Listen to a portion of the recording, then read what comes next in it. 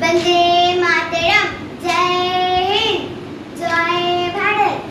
আজ 15ই আগস্ট, স্বাধীনতা দিবস। আমার তরফ থেকে একটি ছোট্ট নিবেদন। সুকান্ত আচার্যের লেখা পতাকার 5 রং।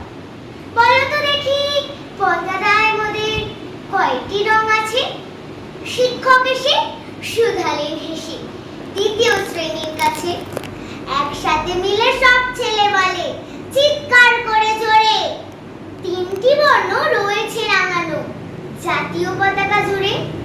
শ্রেণীর পিছনের বেঞ্চের কোণে শিশু ছিল এক বসে।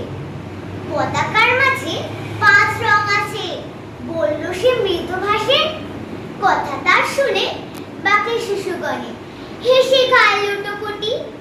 শিক্ষক রেগে বললেন হেগে, বোঝাও কি করে 5টি? মাথা নিচু করে ভয়ার্ত স্বরে সরল শিশুটি বলে, উপরে গেরুয়া, মাঝখানে সাদা, সবুজ আছে তার তলে, আর আছে আঁকা গোলাকার চাকা, নীল রং আছে এতে। শিক্ষক বললে, এটিকে ধরলে তবুও হচ্ছে 4টে।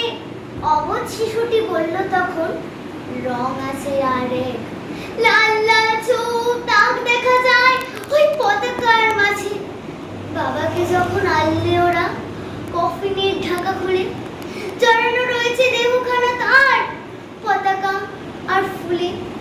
রক্তের দাগে ছিল লাল ছোপ ওই পতাকার মাঝে।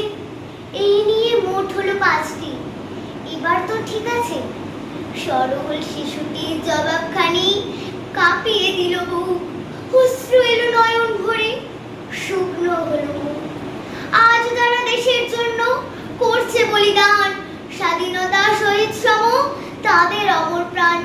হয়েছে 7 দিন পেরিয়ে গেছে 70টি বছর, দেশ বাঁচাতে যাচ্ছে যে প্রাণ, রাখছি কি তার খবর?